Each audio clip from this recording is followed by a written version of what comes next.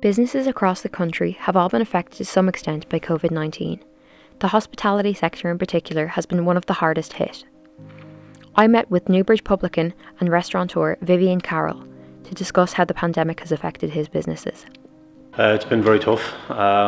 We initially closed both venues down. Had to do something, turned Judger Beans around pretty quickly within 2 weeks, started to do takeouts, but Harrigan's has remained closed. Different clientele, different type of menu. Doesn't lend well for home delivery or whatever. So that's been closed. We opened for a couple of weeks from June 29th until we were locked down again there in October. Do you feel as if the government has done enough to help publicans and the hospitality sector in general throughout this hard time? The wage subsidy scheme has been a help. Without it, we wouldn't be here. We would be closed long ago and closed up, out of business. The CRSS, which I'm in the middle of applying for, goes some way as well. The lack of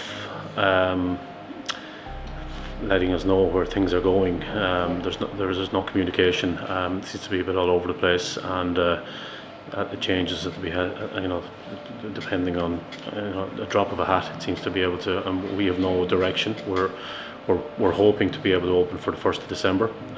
We're told now that NEFID won't be advising the government until the 26th of November, which I think there's an opinion that we just switch on the light and open the door and we're ready to go, and that's not the case. There's a lot behind it. As Christmas is usually such a busy time, so how concerned are you that you may not be allowed to open during this time?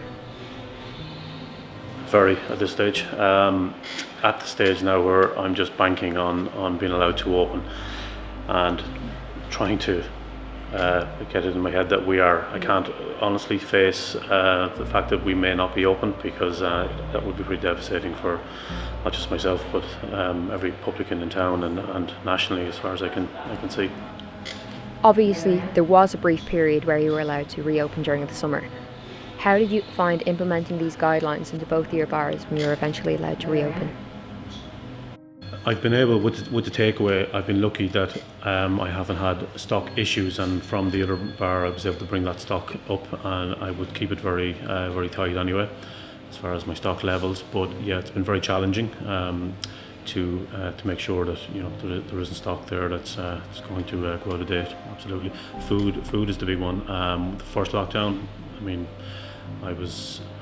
I easily threw out the guts of. I lost about €5,000 on perishables that we couldn't use. We got no notice. That was the worst part. We were just told you're closing up, and you're left sitting on all this stock.